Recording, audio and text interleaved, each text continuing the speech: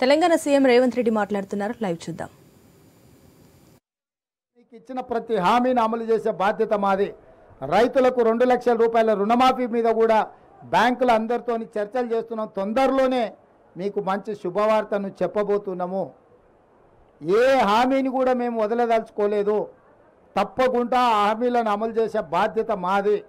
ఈరోజు మీరు అందరూ చూస్తారు, గతంలో ప్రతి పోస్టింగ్కు నగదు ఇస్తే తప్ప, నగదు బదిలీ చేస్తే తప్ప ప్రభుత్వ ఉద్యోగులకు పోస్టింగ్లు వచ్చేటివి కావు. ఇవాళ పారదర్శకంగా ఎవరైతే ప్రజలకు సేవలు అందిస్తారో వాళ్ళని గుర్తించి ఎక్కడ ఉన్నా కూడా సామాజిక న్యాయంతో పాటు అర్హులైన అధికారులకు అందరికీ పోస్టింగ్లు ఇచ్చినాం. ఇవాళ మీరు పోలీస్ డిపార్ట్మెంట్ కానీ, రెవెన్యూ డిపార్ట్మెంట్ కానీ, ఏ డిపార్ట్మెంట్ అయినా తీసుకోండి, ప్రభుత్వ ఉద్యోగులను అడగండి. కాంగ్రెస్ అధికారంలోకి వచ్చిన తర్వాత ప్రభుత్వ ఉద్యోగులకు న్యాయం జరిగిందా లేదా? గతంలో జీతం ఎప్పుడు వస్తుందో తెలియదు. నెల చివరి వరకు కూడా జీతాలు రాని పరిస్థితి ఉండే. మొదటి నెల 4వ తారీఖు నాటి జీతం ఇచ్చినాం, రెండో నెల 1వ తారీఖు నాడే జీతం ఇచ్చినాం. వాళ్ళే ఆశ్చర్యపోతున్నారు, మా జీతం 1వ తారీఖు నాడు మా ఖాతాలో పడ్డదంటే ప్రభుత్వ ఉద్యోగులు. అంటే పరిపాలనను దారిలో పెట్టే ప్రయత్నం చేస్తున్నాము. ఇంకా చాలా చేయాల్సింది ఉంది.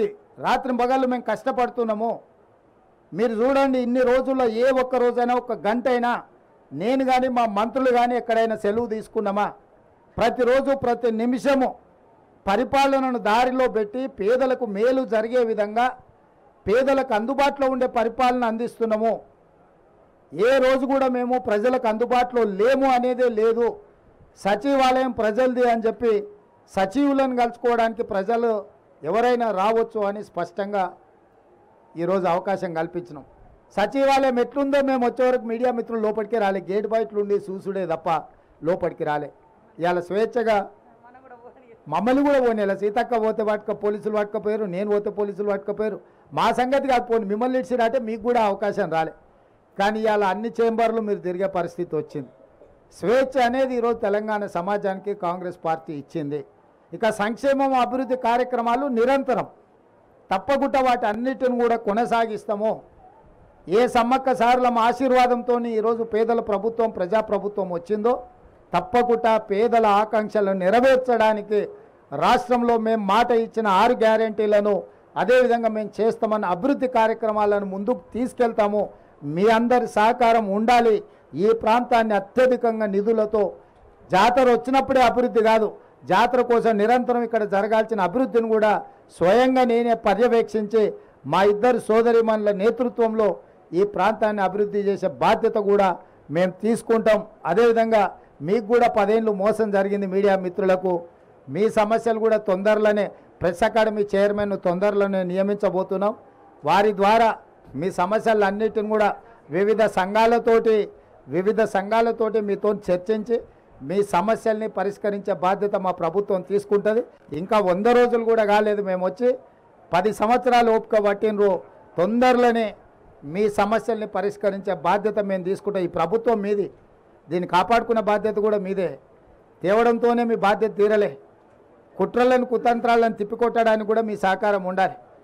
ఈరోజు వెనకంగా అక్కడంగా ఇక్కడంగా ఇద్దరు పొద్దుటిపూట ఒకటి మాట్లాడుతారు, చీకటి ఇంకోటి మాట్లాడుకుంటారు. వాళ్ళిద్దరి మధ్యలో ఉన్న సమన్వయం మీకు అర్థమయ్యే ఉంటుంది. 7 సీట్లు కేసీఆర్కు, 10 సీట్లు బీజేపీకి అని మాట్లాడుకొని ఏదైతే ఎన్నికలకు రాబోతుందో, రాబోయే పార్లమెంట్ ఎన్నికలల్లో వీళ్ళిద్దరి చీకటి ఒప్పందాన్ని కూడా తిప్పికొట్టే బాధ్యత మీడియా మిత్రుల మీద ఉన్నది. తప్పకుండా ఈ ప్రభుత్వం మీది, మీ సమస్యలను కూడా పరిష్కరిస్తామని చెప్పి మీడియా మిత్రులకు తెలియజేస్తూ సెలవు తీసుకుంటున్నాను.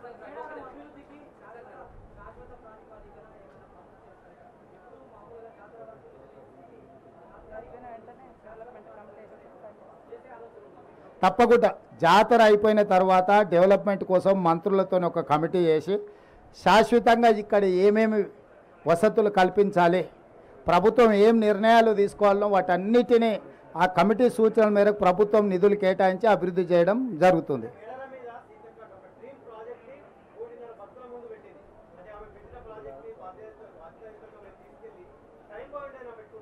డెఫినెట్గా మంత్రులతో ఒక కమిటీ ఏర్పాటు చేసి సీతక్క ఆలోచనలు, భక్తుల ఆలోచనలు, ఇంకా నిపుణుల ఆలోచనలను కూడా పరిగణలోకి తీసుకొని గిరిజన సంఘాలు, ఆదివాసీ సంఘాలు కూడా ఉన్నాయి. వాళ్ళకు కొన్ని ఇక్కడ ఏది పడితే అది అభివృద్ధి చేయడానికి వాళ్ళ సాంప్రదాయం ప్రకారమే మనం ఇక్కడ అభివృద్ధి కార్యక్రమాలు చేపట్టాలి. వాళ్ళ సాంప్రదాయానికి భంగం కలిగే విధంగా మనం అభివృద్ధి చేయడానికి వీల్లేదు. ఆ సాంప్రదాయాలను దృష్టిలో పెట్టుకొని తప్పకుండా వాళ్ళకి కావలసినట్టుగా శాశ్వతమైన అభివృద్ధిని చేసే బాధ్యత మా ప్రభుత్వం తీసుకుంటుంది.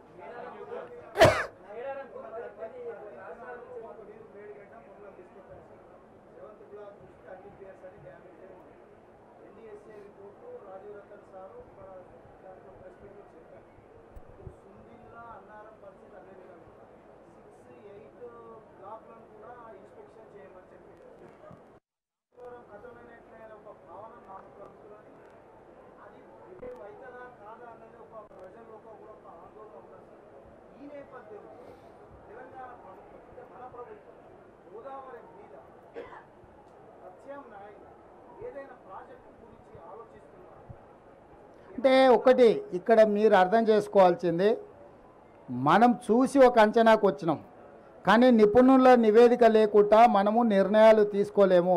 అందుకే స్పష్టంగా రాష్ట్ర ప్రభుత్వము నేషనల్ డ్యామ్ సేఫ్టీ అథారిటీకి మేము లెటర్ రాసినాం. అన్ని డ్యామ్లను మీరు పరిశీలించి నివేదిక ఇవ్వండి.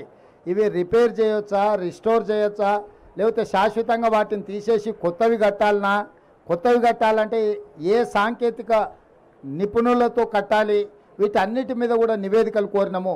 నిన్న మన మీరు అసెంబ్లీలో టీఆర్ఎస్ వాళ్ళ మాటలు చూశారు. మేడిగడ్డలు నీళ్లు నింపరు, అన్నారంకి ఎత్తిపోయారని. అసలు హరీష్ రావు దూలం లెక్క పెరిగింది కానీ దూడకున్న బుద్ధి కూడా లేదు. ఇప్పుడు అన్నారం బొక్కవాడు అన్నారం నుంచి నీళ్ళు వచ్చి ఇది కొట్టుకపోతుంది మేడిగడ్డ, మళ్ళా మేడిగడ్డ నుంచి అయితే అన్నారంలో పోయింది అంటుండు. అన్నారంలో ఉన్న నీళ్ళే దానికి మొత్తం లీకేజీలు వచ్చి అది కూలిపోయేటట్టుందని దాంట్లో ఉన్న నీళ్ళు కిందికి వదిలాం. వాళ్ళు మన అసెంబ్లీలో చేసిన వాదన మొత్తం చూడండి.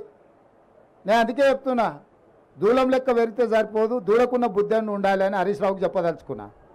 ఈ మేడిగడ్డ కూలింది అని మేడిగడ్డలు నీళ్లు తీసేసినాం. ఇప్పుడు అన్నారం కూలేటట్టు ఉందని అన్నారంలో ఉన్న నీళ్ళు తొలగిస్తే మళ్ళీ మేడిగడ్డ లాపంటే ఎత్తి అన్నారంలో పోయాలంట. అసలు ఏమన్నా మెదడు ఉండే ఆలోచన? అందుకే వాళ్ళు ఏందనంటే చేసిన తప్పులను కప్పిపుచ్చుకోవడానికి ఎదురుదాడే ఒక మంచి విధానం అన్నట్టుగా వాళ్ళు ఒక ఆలోచన చేస్తున్నారు. కాబట్టి ఇప్పుడు స్పష్టంగా నిపుణుల నివేదికలు వచ్చిన తర్వాత మీరు చెప్తున్న ప్రతి అంశాన్ని పరిగణలోకి తీసుకుంటాం. ఏదేమైనా మహారాష్ట్ర ప్రభుత్వాన్ని ఒప్పించి తుమ్మిడిహెట్టి దగ్గర పాత ఒరిజినల్గా ఏదైతే డిజైన్ చేసినామో ఆ రోజు అక్కడ అది నిర్మించడం ద్వారా గ్రావిటీ ద్వారా ఎన్ని ఎకరాలకు నీళ్ళు ఇవ్వగలుగుతాం, వాటిని కూడా మా సాగునీటి నిపుణులు ఈరోజు అంచనాలు వేస్తున్నారు. తప్పకుండా వాటి అన్నిటిని దృష్టిలో పెట్టుకొని చేస్తాము. గోదావరి జలాలను పూర్తి స్థాయిలో ఉత్తర తెలంగాణకే కాదు, అవసరమైతే దక్షిణ తెలంగాణ ప్రాంతానికి కూడా నీళ్ళను వినియోగించుకోవడానికి కార్యాచరణ చేపడతాము. మేము హడావిడి చేయము, అపర మేధావులం అని మేము చెప్పుకోము. 80,000 పుస్తకాలు చదివినామని అసలే చెప్పం. ఎందుకంటే ఎవరు చేయాల్సిన పని వాళ్ళే చేయాలి. మీకు తెలుసు కదా, దోపిక కదా నాకు గరక నాకు ఘాట్క అని. గాడిద చేయాల్సిన పని గాడిద చేయాలి, కుక్క చేయాల్సిన పని కుక్క చేయాలి. కుక్క పని గాడిద చేసింది అనుకోండి నడ్డి ఉడుగుతుంది. పరిపాలన చేయాల్సింది మనం. నిపుణులు ఇచ్చిన నివేదికల ప్రకారం మనం పరిపాలన చేయాలి. మనమే నిపుణులు అనుకొని అప్రమేధాలం అనుకొని చేస్తే మేడిగడ్డలాగా అవుతుంది కథ. కాబట్టి కొంత ఆలస్యమైన దాన్ని పక్కడ్బందీగా చేయాలనేది మా ఆలోచన. తప్పకుండా ఆ ప్రాంతం నుంచి వచ్చిన మంత్రివర్యులు శ్రీధర్ బాబు గారు ఉన్నారు, పూర్తిగా దాని మీద నిరంతరం పర్యవేక్షిస్తున్నాం. దాన్ని తప్పకుండా మంచి జరిగేటట్లనే నిర్ణయం ఉంటుంది.